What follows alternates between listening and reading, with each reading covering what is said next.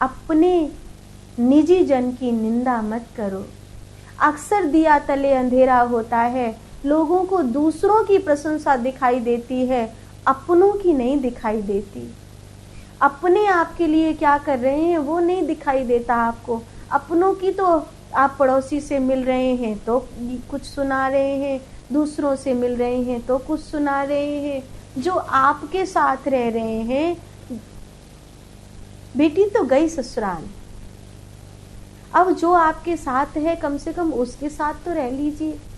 ठीक है कि उसमें नहीं है आप जैसा सोचते हैं वैसा गुण नहीं है, पर जैसा भी है ठीक है,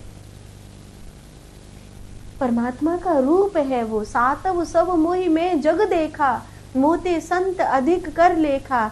तो ये मेरी भक्ति की सिद्धि है कि अब मैं किसी की निंदा नहीं, किसी का दोष दर्शन नहीं कर पाता हूँ। अब मैं किसी की निंदा नहीं करती हूँ, अब मैं किसी में दोष दर्शन नहीं करती हूँ। ये मेरी भक्ति की सातवीं सिद्धि है और इसके कारण मेरा मन हल्का हो गया है। जब कुछ कहना ही नहीं है, जब किसी की निंदा में कुछ बोलना ही नहीं है, तो मन बहुत हल्का हो गया। नहीं तो निंदा भी करनी और घुमा घुमा के बोलना है। अब तुम्हारे दिमाग में क्या चल रहा है दूसरे को थोड़ी पता है। लोग नाम नहीं लेंगे, घुमा घुमा के उसको कहेंगे। अरे सीधे सीधे कह दो कि फलाने व्यक्ति के विषय में बात कर रहे हो, फलानी विषय के विषय में चर्चा कर रहे हो, सीधा सीधा कह दो। घुमा घुमा करके ला करके टोंट मारेंगे, कहेंगे। पता है, इनसे आपका मन भारी हो जाता है। सातवीं भक्ति का सबसे बड़ा फल मुझे ये मिला कि किसी की निंदा और किसी के दोष दर्शन से मुक्त हो गई, और जैसे ये हुआ मन बड़ा हल्का हो गया। मैं ही किसी काम की नहीं हूं, तो मैं किसी की निंदा कैसे करूं? अरे और लोग बहुत काम के हैं, मेरे अपने बहुत कुछ कर रहे हैं, मैं ही नहीं कुछ कर रहा हूं। बुरा जो देखन में चला, बुरा न मिलिया कोई, जो घट झांका आपना, मुझसे बुरा न कोई। तो मन बड़ा हल्का हो गया, इतना हल्का हो गया कि किसी की कोई बुराई नहीं, किसी का कोई दोष नहीं, किसी की कोई निंदा नहीं। मन इतना हल्का हो गया, हृदय बहुत हल्का हो गया कि अब किसी में कुछ देखना ही नहीं है। निर्मल हो गया, प्रसन्न हो गया। ये मेरी सातवीं भक्ति की सिद्धि थी। और चौथी और अंतिम सिद्धि मुझे मिली सातवीं भक्ति तक पहुंचने के बाद, और वो ये था कि मेरे जीवन में सहज समाधि का आरंभ हो गया। ये मेरी इन 7 भक्ति पर पहुंचने के बाद सबसे बड़ी सिद्धि थी कि मुझे सहज समाधि का मेरे जीवन में आरंभ हो गया। मुझे क्षण क्षण 2-2 क्षण के लिए वो झलक मिलने लगी, मुझे उसका आभास होने लगा, मुझे अनुभूति होने लगी, मुझे वो महसूस होने लगा, मुझे उसका एहसास होने लगा।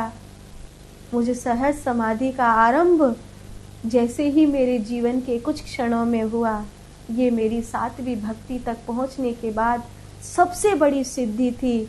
अब मन बाहर नहीं भागता, अब सब में परमात्मा दिखाई दे रहा है, इसलिए अब मन मेरा भीतर भाग रहा है।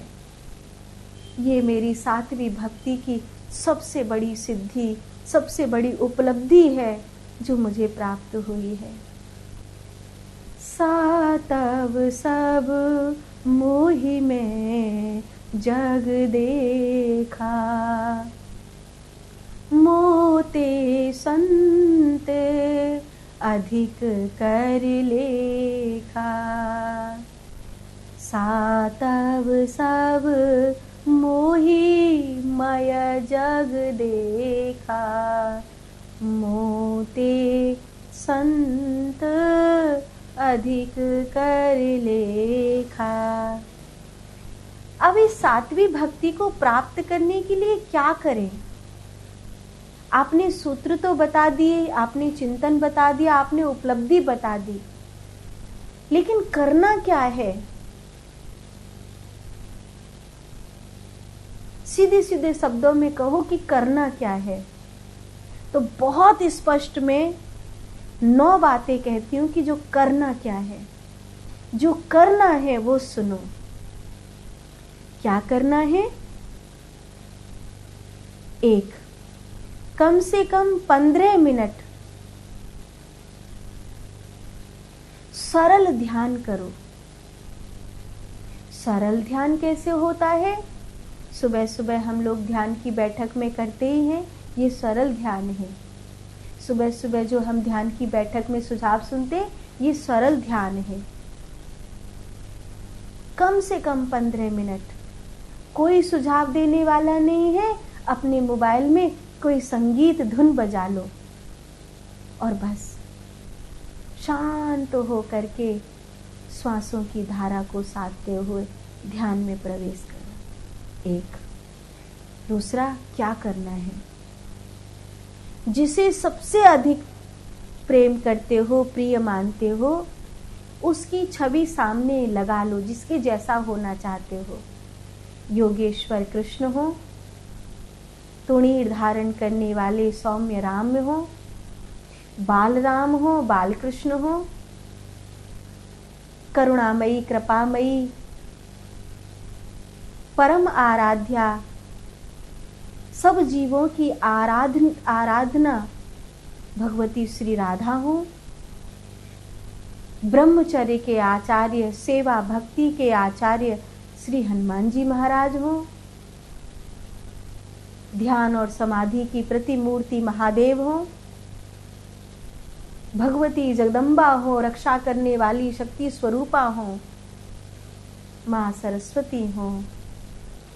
जो भी स्वरूप, जिस भी स्वरूप की आप आराधना करते हैं, जिस भी स्वरूप का आप चिंतन करते हैं, जो आपके लिए सबसे प्रिय है, किसी दूसरे ने क्या बताया है वो नहीं, आपकी अंतरात्मा में जो प्रिय है,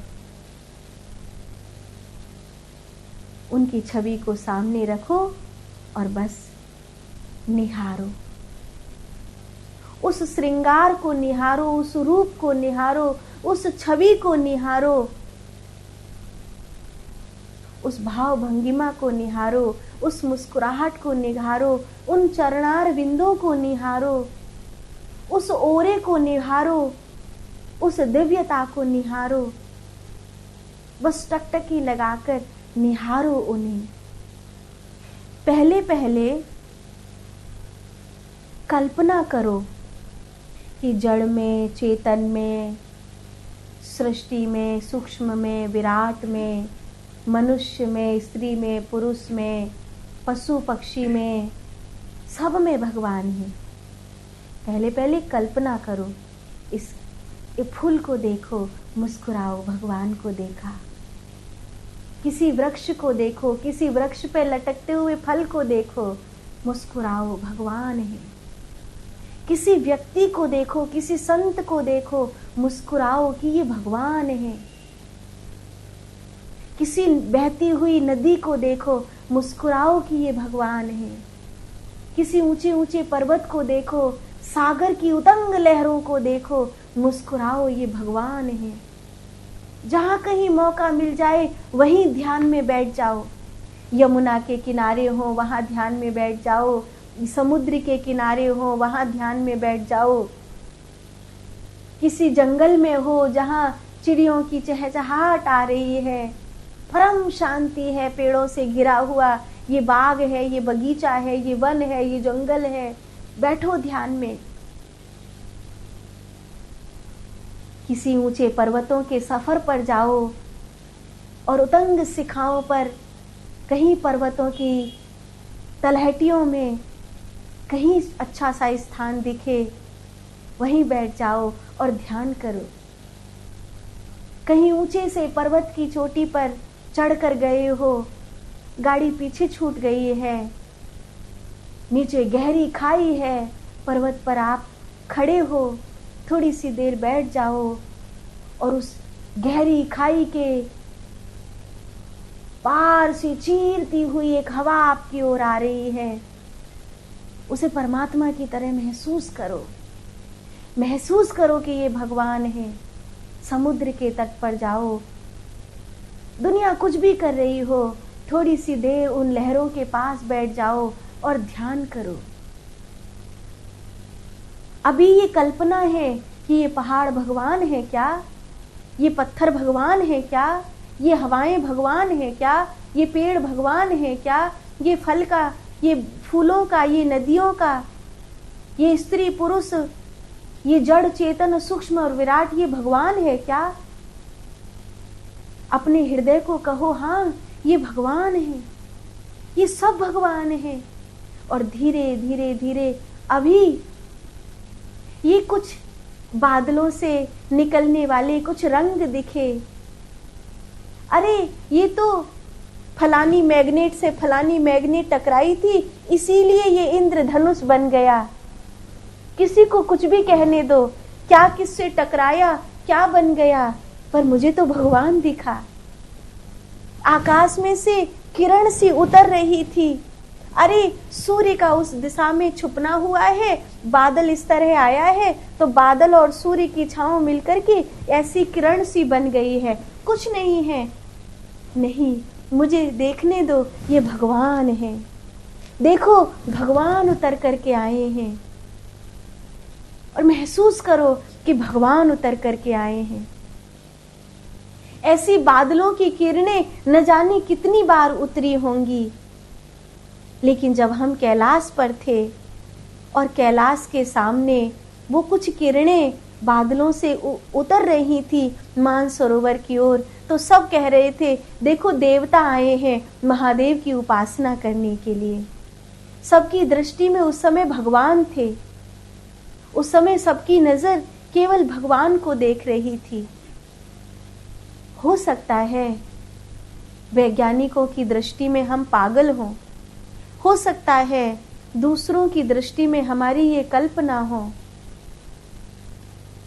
पर अगर मंदिर में तुम्हें पत्थर दिखता है और हम उसे सोने के गहनों से सजाते हैं, हम अपने लिए आभूषण नहीं बनवाते, हम अपने ठाकुर जी के लिए आभूषण बनाते हैं।